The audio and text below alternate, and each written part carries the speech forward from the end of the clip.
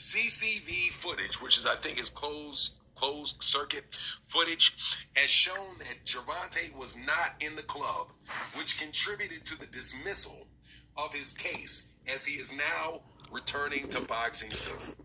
Let's repeat that. Breaking news, personal sources have disclosed that Gervonta Davis will face Pitbull Cruz in the middle of 2026.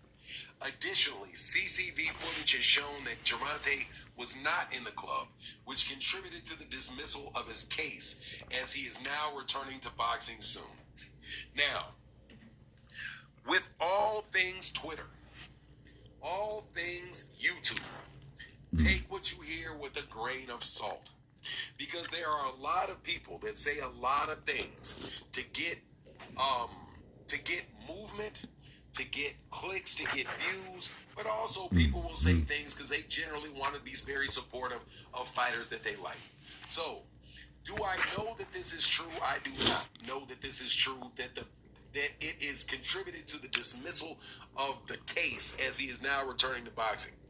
My take on that whole matter, last time I heard, Gervonta Davis said that he was going to release a videotape or a documentary about the incident itself.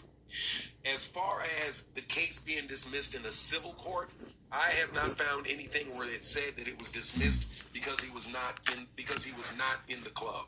However, I will tell you that the fact that they did not file criminal charges, and it has been, well, it's approaching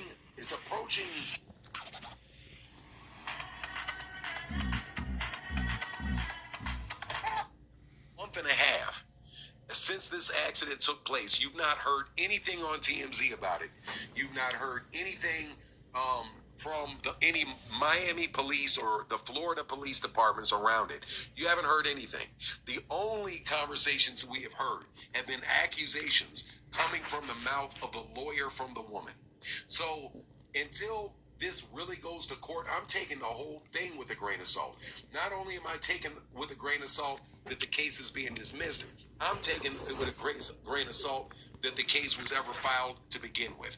Because if you pay attention to what has happened, it really looks like it is a concerted effort to try to prevent Gervonta from having that payday, moving Jake Paul on to another event, and giving the boxing world a reason to hate on Gervonta Davis. And why do I say that? Because you don't hear anything about this case outside of boxing. There was an article that was written in USA Today that basically laid